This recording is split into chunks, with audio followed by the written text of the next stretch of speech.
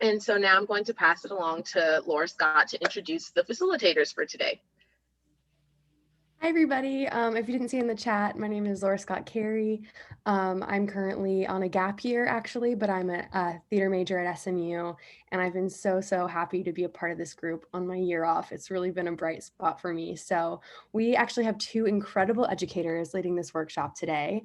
Rachel Dickson, Holter Master of Social Work, has many years experience in group facilitation and is currently an anti-racism facilitation training program with Art Equity.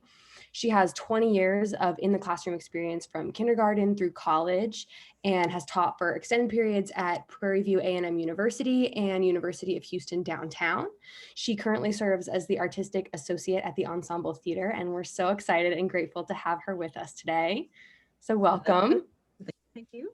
Glad to be here. And then we have Professor Kara-Lynn Vaeni, and she's in her 4th year at SMU. She's an assistant professor of acting in Meadows, and she is the associate program director of the theater directing program and a master teacher in the acting program at Yale Summer Sessions. She received her MFA in directing from the Yale School of Drama and is an award-winning theater director and playwright. Professor Vaeni's involvement with Academics for Black Lives Matter, as well as her dedicated work towards making her classroom more inclusive, is actually what inspired this series of workshops. So we're so grateful for her, and we're so glad she could be here to share this work with you all. So welcome. And also, I'm sure that a lot of you will have questions throughout this workshop. So you can either send those in the chat, or if you would rather them be private, you can send them privately to Mrs. Dixon. And without further ado, I'll hand it over to our educators. So welcome. I first would like to do a land acknowledgement that is certainly a part of anti-racist work. So I would like to acknowledge that where I am here in Houston, Texas, we occupy the traditional lands of the many indigenous peoples of the Southeast Gulf Coast, more than 200 tribes and cultures in all. And I would like to take a moment to offer recognition and respect to them and to the elders past and present. If you would type those groups in the chat, showing that due respect, and it'll take about 10 seconds to allow that to happen. If you are not familiar with land acknowledgements, then I encourage you to add it to the list of all the research that can happen. And I did put in the chat a link where you can find the lands that are, or the tribes and groups that are associated with the land you are on by zip code. So if you're not familiar, feel free to explore that. And we'll just give about 10 seconds for this acknowledgement.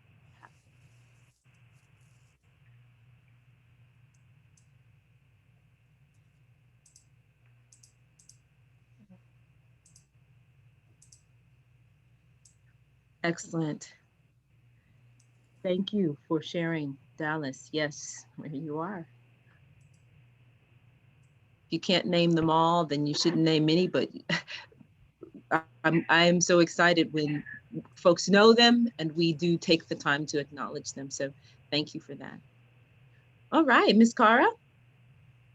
Yes, and we're gonna, can you hang on to that question and ask it again at the end? Yeah. I didn't see it, sorry about that. That'd be great. Yeah, great question. So I would like to create some session agreements for this session. Before I do that, I'm going to quote the great theater educator and anti-racist teacher, Nicole Brewer. I would like you all to lower your expectations completely so that you can live in right now. Something is going to go wrong. The internet is going to break. Zoom is going to explode. Someone's phone is going to ring. We can't control any of that. So we're just going to try to enjoy each moment together and not live in a potential future where you're, worried that you're going to miss something or you're going to say something dumb or, whatever. So session agreements. Well, Kara, can I add something real quick to that? That I want to feel like with all of that going wrong, that I too then can really speak freely about what we're here to talk about. Like, we don't have to censor. We can just ask what we're asking or share what we share. And we know that it's a safe safe space to do that. And that what'll go away is the knowledge, not the person who said it and the story that goes with it and who knew what and who didn't know what. So, I'm just feeling like I would like that to be a part of what we're here to do. So speak it freely, everyone. Does that make sense? Yeah. Yeah. Yeah, no, that's perfect. That is, session agreements are a sort of systemic way to put that into practice. And so I'm going to put the ones that I like into the chat. I'm going to ask that we read them out loud, and here's how that's going to work. I'm going to call on somebody and ask them to read session agreement number 1, and then I'm going to ask if there's any questions about it or explain it, and then whoever read number 1 will call on the person to read number 2, okay? So here they are. Brittany Hamilton, would you mind reading number 1? Sure. Number 1, listen for understanding, not debate. And then Linda Evans, will you read number 2, please? I'll unmute first. So acknowledge if you may have said something that was hurtful or insensitive to someone else. And may I call on Ann Battenberg to speak number 3. Hi, everybody. Number 3, speak from the I. Chrislyn, will you read number 4? I can, Miss Ann. I most definitely can. Take care of yourself. Take breaks when you need them. I'd like to call on Miss Marnie Chacon, is it? Yeah, that works. The next one would be speak in draft. I guess I'll go with Jessica Garrick. So number 6 is all truths are valid when you talk about your lived experience. And let's maybe hear from Brandy Coleman for number 7. Hi there. Speak up if you feel a guideline is not being honored. And I will pass this to Michael Hogan for number 8. Very good. Number 8, if there is any other way to take it, don't take it personally. Great, thank you. Does anyone have any questions about these? Are you clear on what they all mean? Speak in draft, yeah. So speak in draft means that if we all agree to these agreements, it means that we agree to understand that everyone is speaking in draft. So if I say something stupid or hurtful or unfactual, no one is going to go, well, that's who Kara-Lynn Vaeni is now and forever. She's an idiot who is unsensitive. It's that we understand that I'm speaking in draft, as are you, and so I have an opportunity to change it later. That what you say today for this session, for the purposes of this hour, nothing that we say today is the absolute final word on who we are as people, because we're learning. Yeah? Is that helpful? Okay. I have lost the chat because we are screen sharing. There we go. Speak from the I. I can only speak for myself. And so I cannot say, well, you know how we all feel like, I can't actually say that because I don't know how we all feel like. All I can say is, I feel like. So that's what I mean by speak from the I. Don't speak for other people. And it's such an American English thing to do, is to speak in sort of the we. But you can only speak for yourself. Anything else? Great, I want to address, I just want to clarify number 6, all truths are valid when you talk about your lived experience.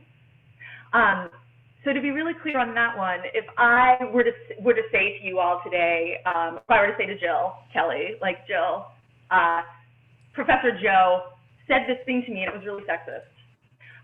That's me speaking from my lived experience as a woman who lives in the world and has experienced sexism for all 50 years that I've been in it. So the response that I would want to expect is, that sucks. Or like, Do you want to talk about it? Or how can I support you in this moment? Because that's assuming that my truth is valid. What is not helpful is, oh my God, what did Joe say? Are you sure? And we do that a lot, either because we really like Joe and we've always had great experiences with him, and so maybe you misunderstood it. Or the other reason we do that is because I really like you and I don't want you to have had a bad experience.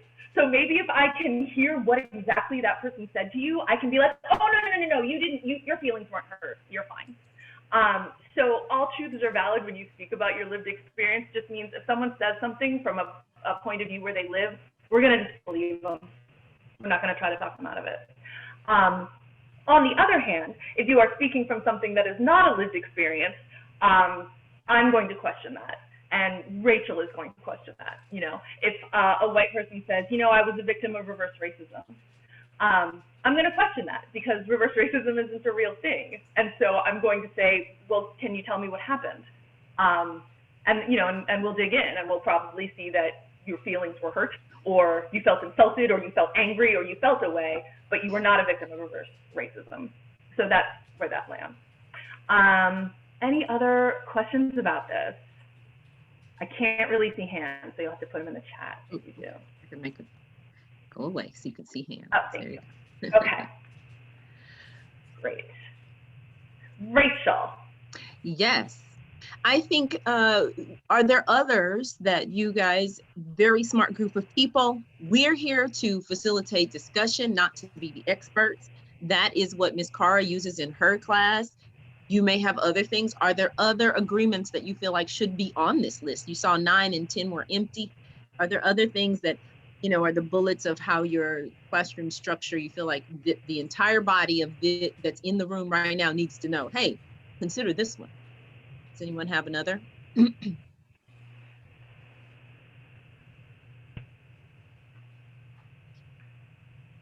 Okay. Well, do you feel censored by any of the ones that are there? Right? Because remember, the goal of this is so that we all are like creating, I mean, safe space is kind of a cool word. I try not to use it because I can't guarantee anyone's safety in America. So the word that I'm using instead is brave space, a space where you feel free to ask questions that are embarrassing or say things that may be wrong. Is there anything on the list of session agreements that you feel like would prevent you from being able to engage with us and each other in that way for the next little bit?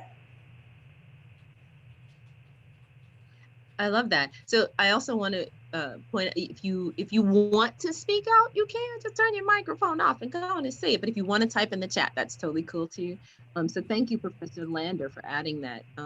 What's said in the room stays in the room. I understand what you're saying. So that it can be challenging when it's recorded, a recorded experience, to allow that.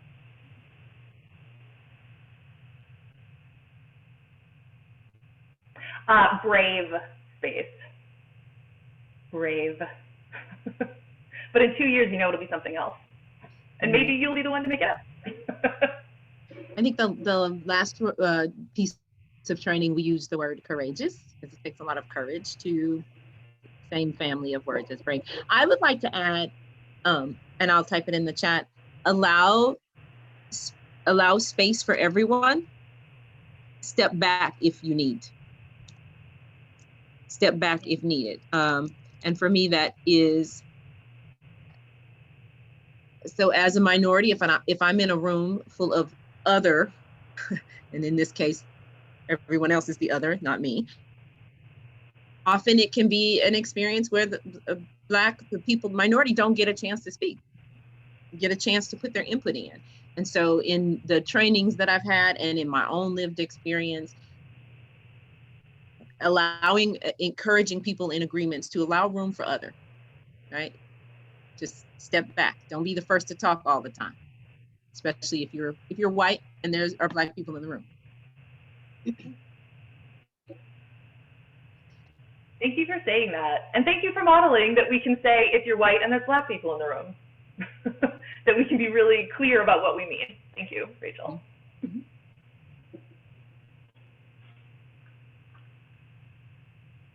Okay.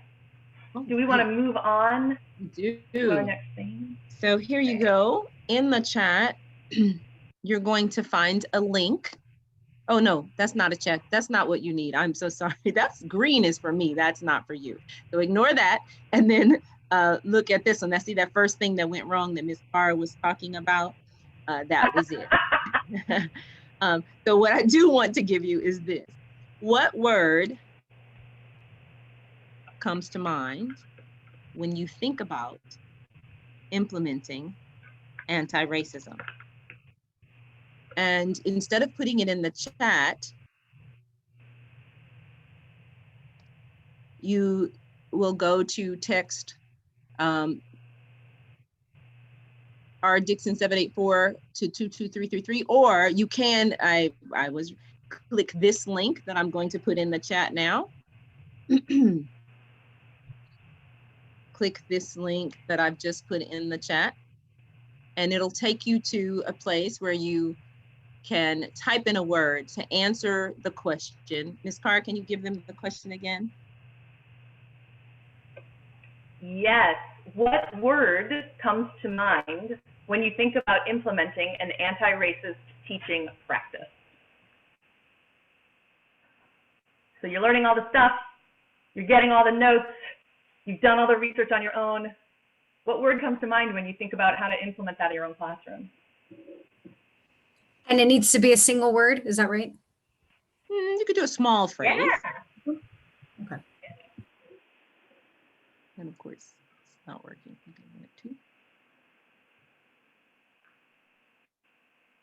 Is the link in the chat? Yeah, okay. Is it working? Yes. Yeah.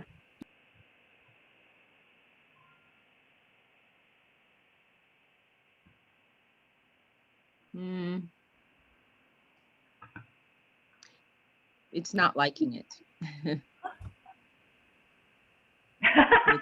What happened? Here you go. I can't actually type in a word. Okay. You're right.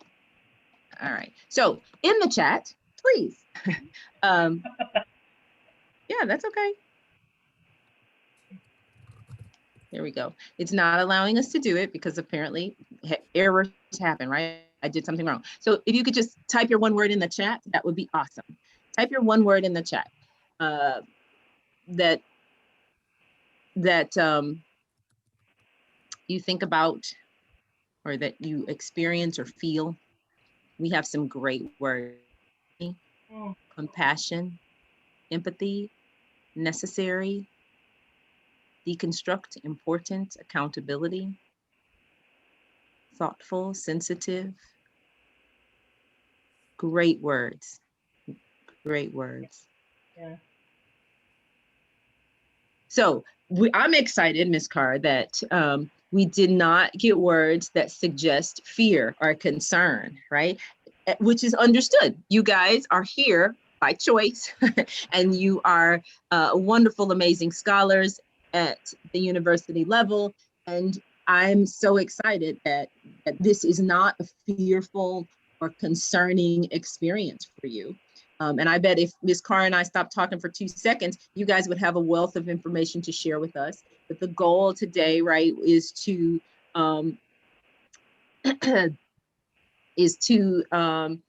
contextualize ways that you as instructors at the university level can apply the opportunities to create an anti-racist environment. And part of that is the agreements that we just experienced, right? And Ms. Kara is going to share a couple of other strategies with us. Great. Yeah, so the first one really is the session agreements. Have you guys had a chance, have you used them yet? Has anyone used them in their class? Okay, so I use, and you have, Carolyn, you got a chance to try it out. I used them this semester for the first time. And this is how I did it. I did it exactly like I did it with you guys. I did the Nicole Brewer quote, stop living in the future so you can live in the now. I talked about how things were going to go wrong this semester because it was 2020 and COVID, and how we were only going to worry about what we could control, and we were going to try to concentrate on being together with each other. Then I read my agreements, or I didn't read them. I did what I did with y'all here, right? So you pick one person, you do the rotating chair, one person, and then that person. That's already an anti-racist practice because it's already decentering the instructor as the expert, right? Which is a white supremacist strategy, is to have one person be the expert. So it's already like subverting that by saying we're all in this together and we pass it. Then I went through and explained them, and then I asked if there were any questions. Here's the scary part. There were a lot of questions, and Black students asked them. So then I had to sit with my feelings of fraud, fear, gonna mess it up, not gonna get this right. I had to sit with those and then work through it and just answer the damn questions without making my fears their responsibility to deal with. I was like, okay, Kara, you're gonna save this for your white friends and you're gonna talk about it later. Then, after you've had the questions, you then say, what are we missing? What do you need in order to bring your best self to the work every day? And then, and this is the really hard one for me, you have to be quiet for like 2 minutes. I counted to 130. Because if I talk first, if you talk first, now you're the leader again. Now you're saying, well, you didn't do it on my time, you know, we're on my timeline here and you guys didn't make it, so I'm in charge. And that's sort of the opposite of what you're trying to accomplish. So you've got to like really not say anything. And then there'll be the part where everyone's like, but you have to say something, you're the teacher, and you just are like enigmatic and delightful. And then eventually they talk and they come up with great stuff. So then you add it. And then you either, if you're meeting on Zoom, you put it in the chat every day. If you're meeting in a classroom, like I had a piece of paper that I would bring with me to my classrooms and tape it up so that it's present with you every day. And then what is so great is that when shit comes up, and it does, you have the session agreements to refer to. So any problems that arise in terms of oppression, racial inequity, gender inequity, the students themselves would go, well, I think, let's look at the session agreement. You're not holding on to it in this way. Or do we need to change the session agreement to adjust it? So some of my colleagues I know had huge explosions, like mid-semester, huge racial explosions. I was lucky to avoid that, and I think the reason that I was able to avoid it is because the first day I started with this, embodied it with rotating chair, didn't talk, listened to them, and then the rest of the semester sort of followed that. It's hard, or I don't know, I don't want to speak, I can only speak for myself, so speaking from the I found it very scary to do, but very rewarding to do as well. 2 other strategies I'm just going to tell you guys about that worked for me. So in my syllabus, one of my student learning outcomes, right? So again, I teach acting, so it's maybe a little different for us. But, where is it? It's the next one, I think. Yeah. So my student learning outcome was professional behavior, which is something that in an acting classroom is a legit student learning outcome. But look at the measurement of it. Respectful at all times of races, genders, ethnicities, religions, and outlooks other than your own. And then also on time to class, prepared, you know. But by making it a part of their student learning outcome, it ties it into their grade. And so if you can't appeal to their morality, you can definitely appeal to the part of them that wants to be a good student, you know. And then in my classroom policies, like, you know, don't eat lunch in my classroom, but also this is an anti-racist and anti-oppressive space. And again, with these, I had the students read them out loud. I did not read them out loud.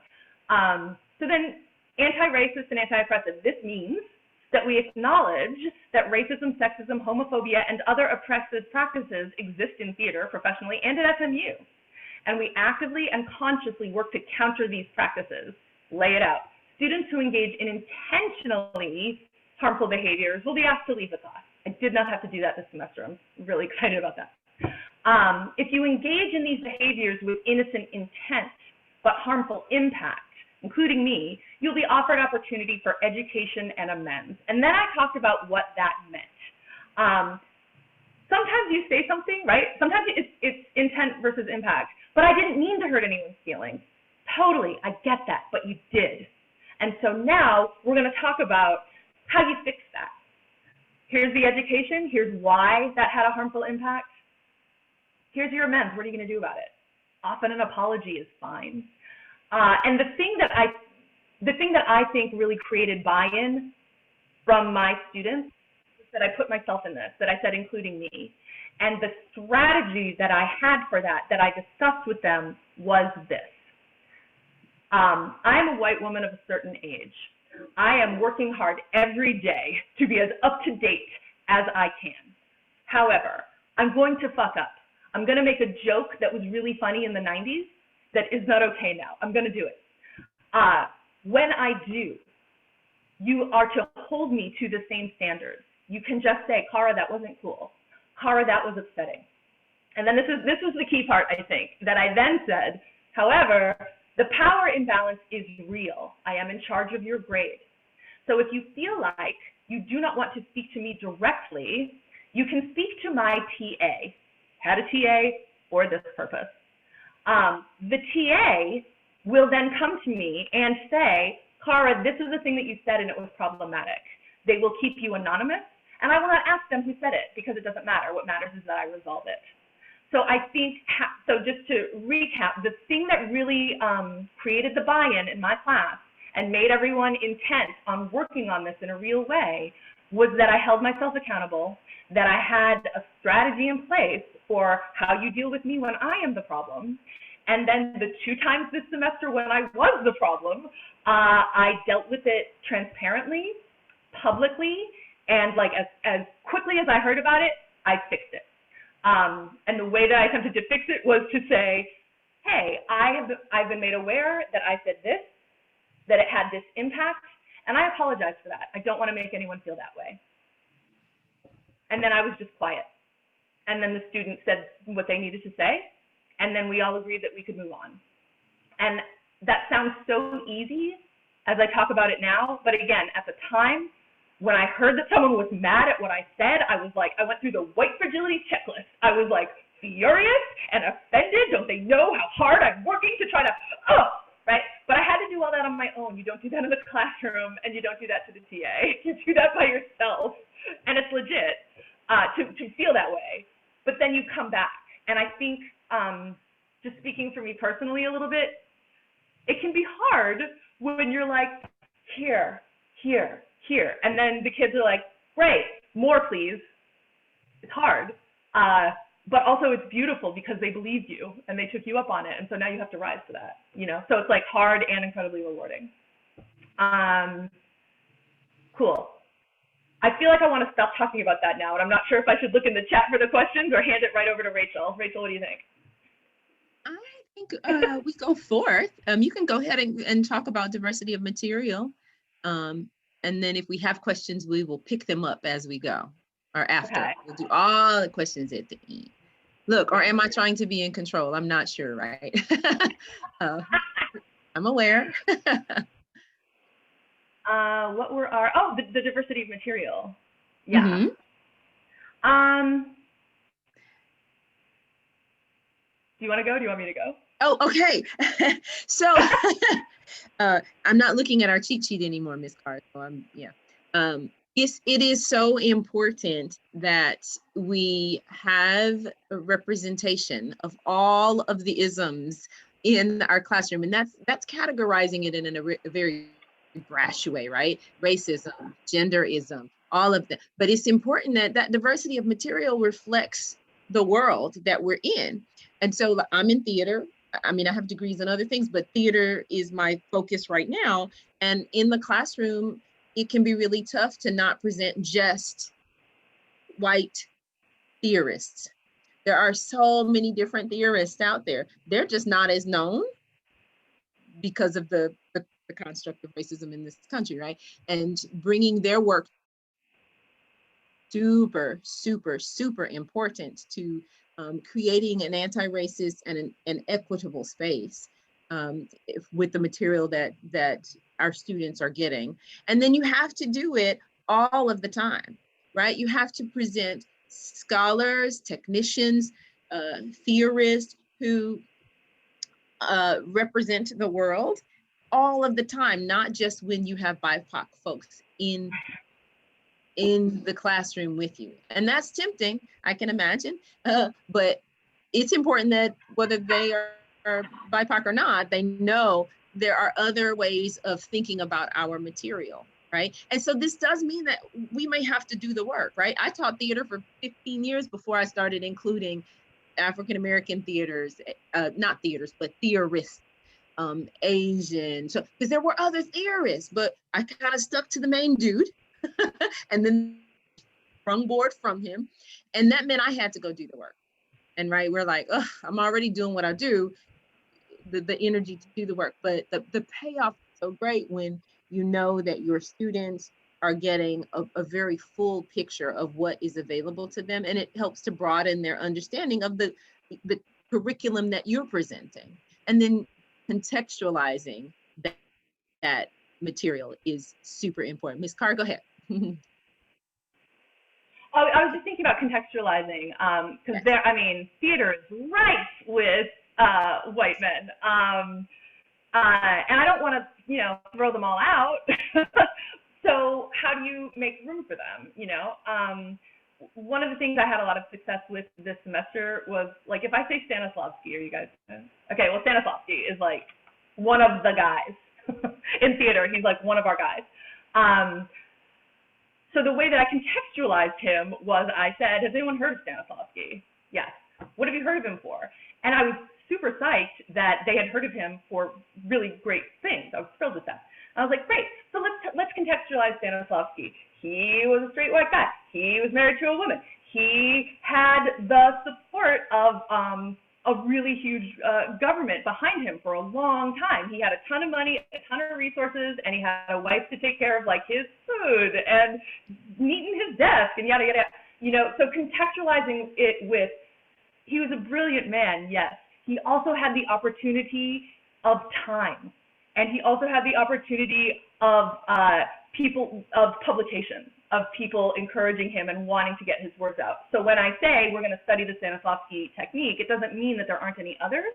It just means that he's the one who broke through, you know? Like, why aren't there any great women playwrights from Shakespeare's time? Because we were cleaning the houses and making food. It doesn't mean that we weren't writing. It just means that those things weren't published or those things weren't kept.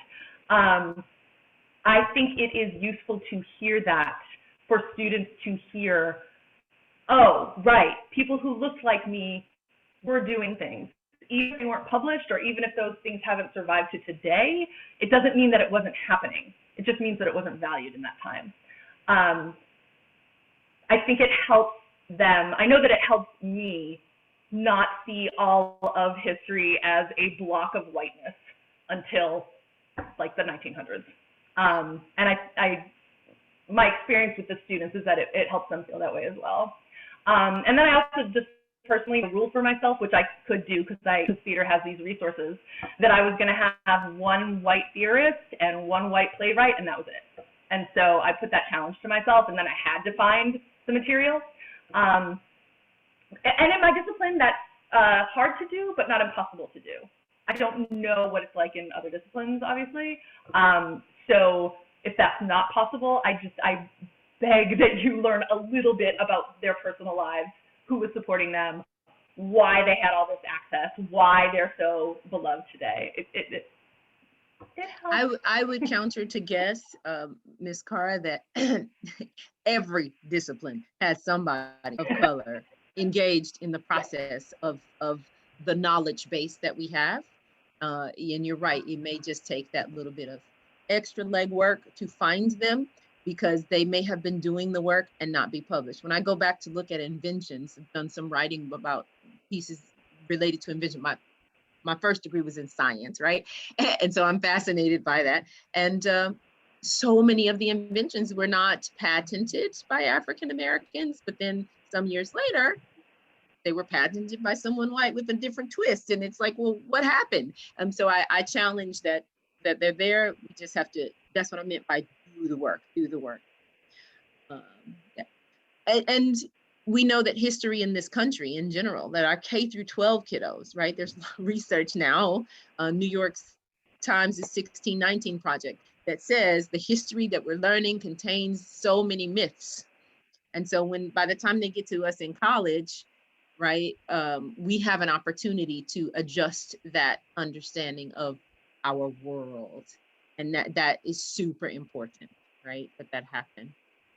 So if you take a minute to think about who's your favorite scholar, the one that you teach the most often and that you are the most excited about, no matter who they are, what color, what gender, what body, what ableness, what country, do you have a counter to that is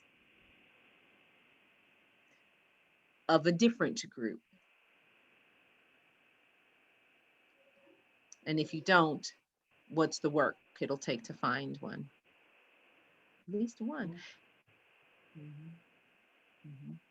So Ms. Carr, I think we have reached the end. I wanted to make sure that we contextualize the fact that, right, we're both educators and artists.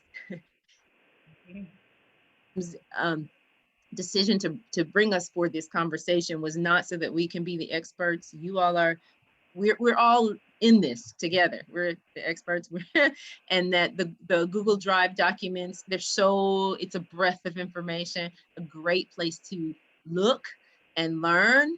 But today the hope was that you will think about one thing you can take away and apply in your classroom or in your syllabus or in your daily functioning. If you have questions, if we can't answer it, which we're not here to be the answer people, we're here to help the discussion happen, then someone else in the group may be able to answer. I saw in the chat, someone said, does anyone do this? So let's talk about some of those questions, and feel free to turn your mics on and let's have a conversation together. I'm gonna go back to the first question. What was the first question? Should we put land acknowledgements in your syllabus? Great question. What do you think? The person who asked that, what are you thinking about that now? Like, do we or do we not?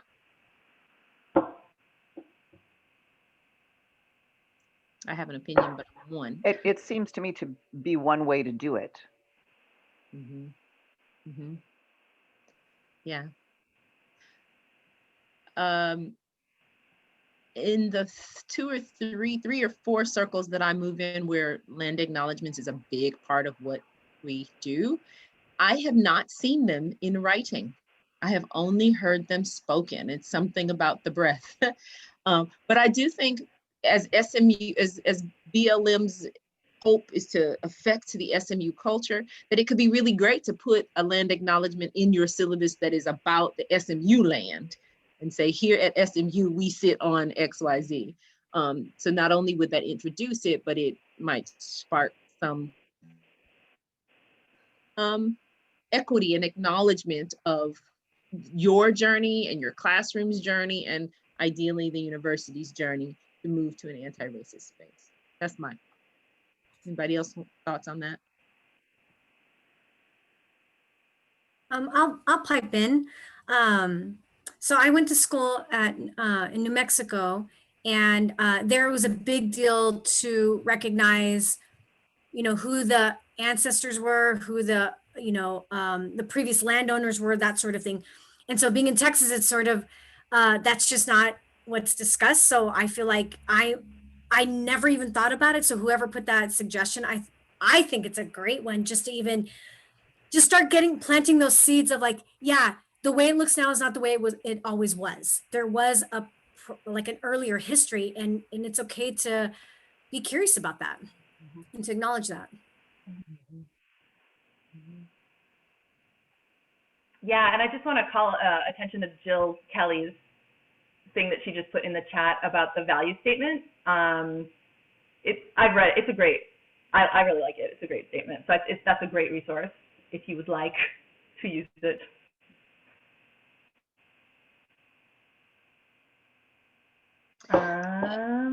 Someone asked in the chat, is anyone, and so this is for the group, is anyone putting the 8 agreements in their syllabus? Does anyone put them in their syllabus? Or your own set of agreements? You mean the session agreement? Yes, I think that's what. Yes, I do, and it works really well. I put them in the syllabus, and say them out loud and reiterate them the first 2 or 3 days of class. I mean, we probably all as a... Go ahead, Cara. I was just going to say, personally, I would put them in later because I want the students to add to them.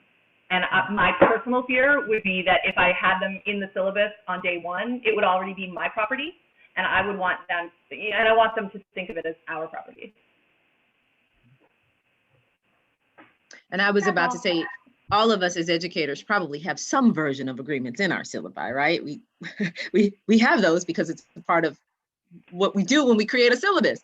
But to Cara's point, leaving room and allowing room and making clear that it's an open space for things to be added, right? Those 2 or 3 that you absolutely have to have, right? No gum chewing, no whatever those are. And let's talk about what are those other things we can agree on, and giving space for them to add. Carissa Cloward, I'm sorry, I don't mean to put you on the spot. Can you clarify what you're asking? Did you determine?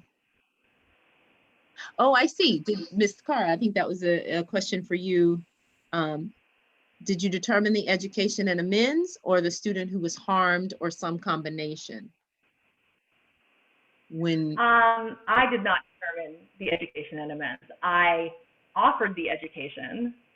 I offered the student who was harmed the opportunity to educate.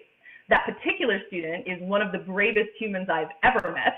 And they were like, sure, you said this, it was harmful because of historically these 5 things that hurt my feelings. And I didn't have to, the amends just came out of that because the student who had said the thing said, oh my God, I'm so sorry, I did not realize that. And bonus, that kid then said, thank you for telling me that. And we all breathed a deep breath. Maybe I got lucky, I don't know. I try to stay out of it as much as possible without being like, I'm abdicating on your own. You know what I mean? Anonymous student concerns if you don't have a TA. You could try explaining to your class what it is that you need someone to do, and then you could ask, I don't know how well your kids know each other, but could you ask them to maybe elect for us we call it a non-equity deputy, but could you ask them to elect student rep, who would be the person in charge of that, and then leave the room and let them do it? Would be one thought that came to mind. I don't know if that'll work if they're all new to each other on that day, but something, I think not being able to have a TA, there has to be another way to figure it out. Any other suggestions from the body? I have a thought, but about how to handle that. Yeah, I just put it in the chat, but also, I mean, new this semester is every college has a diversity officer, and we are working on what that means. But for to make sure that your students know that there's someone in the college who can help them talk to a professor, that's also an option. Great. Every class, even though you may be teaching face-to-face, has access, right? I'm assuming SMU is no different than the 4 schools I've worked at, where there's a Blackboard platform or some kind of learning system platform. And there is an anonymous option in the area where folks can send a message to the instructor anonymously. So I've had a few students do that where they, were expressing concerns and they sent it anonymous, and I responded directly to them. So that is another option. I'd also like to throw in as a student perspective, in terms of BERT and diversity officers, I think those are really great options. The thing that is great about the TA is that's actually a student/P, and that can really help with intimidation and feeling like administration is such a big intimidating factor. And so I love the Google Forms are anonymous option, or student in the classroom, because those are really great alternatives. Yeah, or your friendly admin that Lynn wrote about. Yeah, I don't know. I think if I personally, Kara-Lynn Vaeni, was friends with my diversity officer at Meadows, I would be okay with that. But if I didn't know who they were, I might be nervous. I might be like, oh no, I'm in trouble. That's not what we want. We don't want to be in trouble. We want to solve things collectively.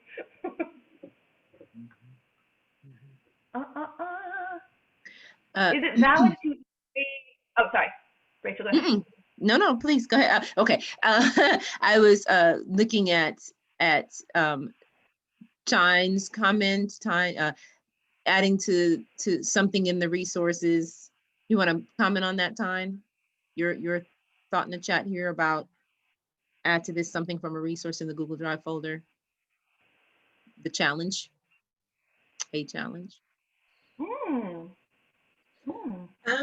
Well, I think I said it all, but just to reiterate, a lot of education in higher institutions are just rooted in white supremacy, racism, et cetera, et cetera, et cetera. And so a lot of times when looking for resources for theorists or work that is Black, POC, or LGBTQ, it can kind of confront or be an antithesis to what you're already teaching and what you already know. And so that's why it can be really difficult to diversify your curriculum. But it's a challenge and it's one that we should all take on. So that's all that was. Okay, great, thank you. Good educators want to do that, and really, everybody at SMU is a good educator. Yeah, I like Kenitra Brown's former law school trick. I think that's really useful. Anonymous Qualtrics feedback surveys for students to provide feedback is great. Is it valid to equate women in male-dominated fields with people of color in a white environment? No. Rachel, do you want to speak to that? What's that? I was enjoying another comment in the chat. There's a question that I scrolled back up to. Is it valid to equate women in male-dominated fields with people of color in white environments? I used to think that. You used to think what? I used to think that. I was always like, but I and Black people are the same because we are all oppressed by the same one problem, the straight white male. And then I know, I see everybody shaking their heads. I know. And then I heard a stand-up comic was like, these white women who think that we're the same. And I was like, you mean we're not? And then I had to read. Right. So someone shaking their head, you want to give feedback on that? Kara-Lynn, I'm calling on you, but you don't have to respond. Oh, no, I mean, it's fine. I've made that mistake many times in my life. There is, I agree. I agree with Kenitra that intersectionality is a real thing, right? But it's acknowledging that it is not one and the same. It is an intersection. This exists and this exists, and they both are valid and both need their room to be explored and to be, integrated into the work that we're doing. And the intersectionality is important, but the equality, no. Okay, I was the one who posted that statement, Pia Vogel. So I'm a scientist, and it's really very hard to find examples of scientists of color, to show how great that is. So that's why I'm wondering if I make the point that in the 1900s or 20th century, women had to face that inequality that can help people of color go forward and just move forward. It's just in the sciences and STEM, it's just really, really hard to find examples or role models right now of people of color that we can show off. Okay, totally. So I think one thing is you don't feel pressure to have to say, look, there were women and Black people in the 1900s. Like, you don't have to say that at all.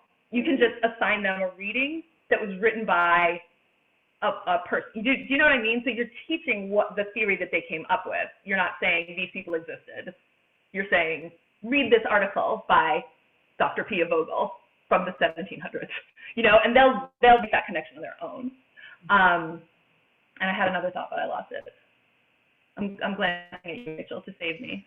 And I think it's contextualizing, Ms. Vogel, contextualizing what you do teach. So if you can't find any and you're teaching about, I'm teaching about Stanislavski, it's all of the pieces around his world, right? That's what Ms. Kara was saying about why he was in the privilege, why he had so much access, what was happening in his community around him that can inform the science, right? So if you only have this one scientist to teach, looking at the world around that scientist can then lead you to pieces that help to contextualize that person in a larger landscape of Black or women or whatever that is, because they were there supporting in some way or another, if not doing it and just not getting the credit. I mean, and even you saying that, yeah, even just contextualizing it like that is helpful, because it says that you are aware that there are other points of view out there. And that, you know, that's what the students need to know right now. I think the SMU kids are, a lot of them are really over the status quo. And the status quo is unquestioned reading lists of white people, and then maybe in February we do one other thing, and they're over it. And so I think if we know that they're over it, and I mean, I'm not a scientist, I don't know, but if the list of scientists is all white dudes, the least I can do is say, so these are a lot of white men, and here's why they were so successful. Here's the opportunities that these white men had. And that's it. You don't have to say no Black people or no Asian people. You don't have to say that. You can just say they're successful because they had these opportunities. Mm-hmm. That's I'm sorry, Ms. Kara, did we lose you? Professor Lander is your hand up, or you were clapping or high five? I'm not sure. No, my hand was up to just raise the question of whether or not, when you have such a predominance of white men, whether or not looking at some of the institutional opportunities today that are trying to overcome that legacy might not be a way of introducing the topic in the classroom, because there are opportunities to try and get more people of color into the sciences and their scholarships and their, so what are the correctives that can be envisioned to this past that we've inherited? Mm-hmm. Mm-hmm. Mm-hmm. If I could add to that, Professor Vogel, one thing that I thought about hearing Carlin and Mrs. Dixon speak is that it is intersectional, but it's not the same. Gender and race are not the same, but they are intersectional. So, for example, if there's a women's march, all women are going to come together for women. As a woman, I am identifying as a woman in this moment. But once we say, I am a Black woman, I am a white woman, well, the story sort of changes. There are now privileges that my sister has that I now do not have. So basically, the more specific you become, you see that there's a difference. And yeah, I just think also in that question, to make sure that the students know it's intersectional, not the same. I think that's the big thing too. Thank you, that helps a lot. I mean, honestly, like everyone on this call is already ahead. Like you're already winning. You're already being amazing. It's for real, Kara-Lynn. Like the other thing is like, it is such a low bar at SMU it is such a low bar to be not racist. Yeah, to be a change maker. Thank you. Yeah, yeah. When the students know that you see them and that you want to try to see them, but you're not sure how, but you're showing up for them, they respond to that. They will help you. Not that they have to and they shouldn't, but they will. Though it is not their responsibility, right? Miss Brendolyn, you had your hand up. I saw you waving fingers. If I've missed anyone, turn your mic on and speak it in case I don't see you on my screen. Thanks. Saw your fingers? Yeah, so I was just going to share that just in response to Pia's question about how to get, like, how do we find more, more non-European white males that are the prominent ones in the sciences. So so in mathematics, there's something called the Mathematicians of the African Diaspora. And I just quickly looked and I found the African Diaspora Sciences Federation. Don't have any idea what they're about, but that might be a start. And there's also the Society for Advancement of Chicanos and Native Americans. I'm going to put that in the chat. And they're historically founded in the health sciences, so biology, life sciences. And so again, these are contemporary people. This is not historical, so I can't answer that question. But at least we can collect together who are the contemporary people of color that are doing great things in the sciences. So that's it. That's great, Brandy. Thanks so much. You're welcome. Someone had a comment in the chat. I've heard some pushback about, and this will be our last maybe 2 comments or questions here. I realize we're at 6 o'clock. I've heard some pushback about how pushing syllabus diversity can potentially be read as impinging on academic freedom. Any ideas for encouraging syllabus diversity without triggering these kinds of concerns from some faculty? Thoughts from the body? And you can probably find that that's probably to everyone. Yeah, oh no, it's directly to me. I've heard some pushback about how pushing syllabus diversity can potentially be read as impinging on academic freedom. How can we address that? Let me put that in the chat. Any thoughts about that?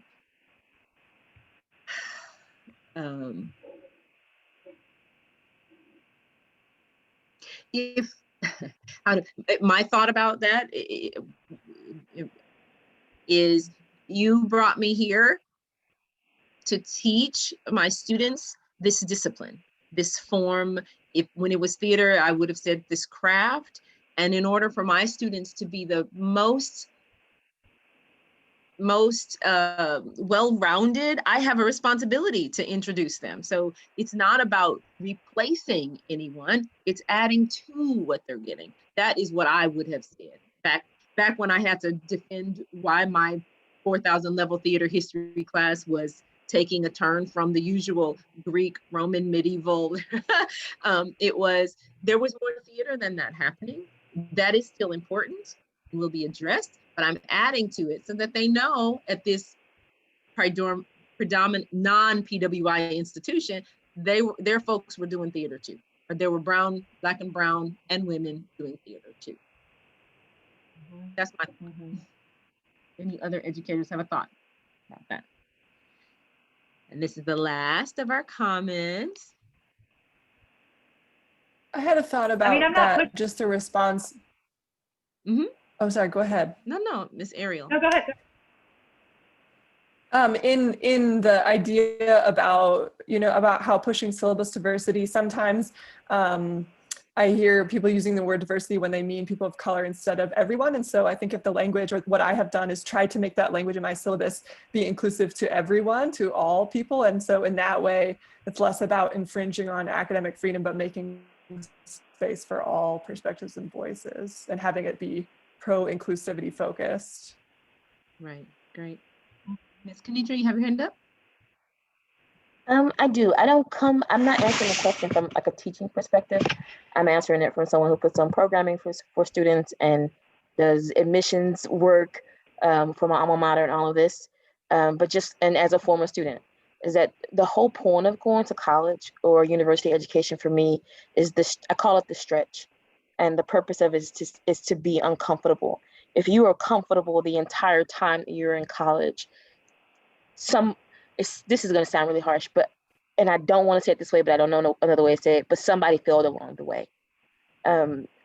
University education ought to stretch a student and the person, and educators and administrators. We don't do ourselves as a society any favors, and we don't stretch ourselves to learn more, to consider that a diversity of perspectives is necessary for our growth, to push the conversation, to push windows, And so when we talk about academic freedom or impinging on academic freedom, what about expanding the minds of your students to consider the world about them is impinging on your academic freedom? I don't understand. And if a professor is unwilling to do the stretching, then you cannot complain about your students who don't want to do your work. And I'm speaking of that as someone who probably will eventually be teaching, but right now who's concerned with programming, with mentoring students, who does admissions work. And it's the buy-in for SMU will be for most people, and that will get SMU in the rooms that it's trying to get into, trying to be a tier one university, is admitting that that the buy-in is that professors will have to do this work too, or scholars will have to do this work too, to make sure that their work either acknowledges where it fails in contextualizing work, or where they're continuing to do the work in contextualizing the work. So again, any pushback you have from that, I don't like when people equate, focusing on diversity with the continuing conversation, oh, well, we're giving up excellence. That's not the case. The point of diversity is you think about expertise and knowledge and usefulness in different ways. And that necessarily means that everybody has to stretch. Otherwise, like I said, you're just extracting extreme amounts of money from people for no reason. So focus on the stretch, people. That's a beautiful, beautiful way for us to close today, right? The goal was a few strategies for anti-racist work, and we hope that you gathered one. If it's all the things you heard today you already do, but there was some seed planted that I built. BLM is achieving its goal and affecting the culture, impacting the culture at SMU. And Ms. Kara and I know I can't speak for you, but I am grateful that you allowed us to share time and space with you today, and look forward to seeing how things go. Miss Kara. Yes, thank you all so much. I can just say, as a Black student, just acknowledgement is so important and so incredible in my experience at SMU, because it has not been an easy one. So thank you all for taking that journey. I made a typo on the email that was sent out. I'm so sorry. The workshop that will be for the entire community, so if your staff or administrators, will be on January 10th, so I invite you to that one. The other one will be on January 7th, which will also be focusing on building equitable classrooms, so we hope to see you there. And here is the Google Drive link, just in case you didn't get it or you like it again. I'd love to just put it in there one more time, because we're all about action, and so the easiest way to take action is to learn. And so yeah, that's it. Thank you all so much. Yeah, and just wanted to say a huge thank you to Mrs. Dixon and Professor Vaney. Like, really, thank you so much for being here. And a huge thank you to all of you for coming out. Like, as a student, it's just really exciting to see familiar faces and new faces. So you're all doing really important work. So thank you for being here. Along with thanks as a participant, I know it's late and overtime, but I really appreciate this. And since my students are international TAs who work with the undergrads in STEM and other courses, I am interested in finding out the experiences of Black and minority students who interact with my Chinese and other nationality TAs in their courses. So I'd like to invite you as potential guest speakers and topic discussion participants, and we can talk about that later, but wanted to put that out there. So thank you again so much. Thank you. Bye all. Bye everyone. Thank you so much. Thank you guys. Take care, everyone. Thank you.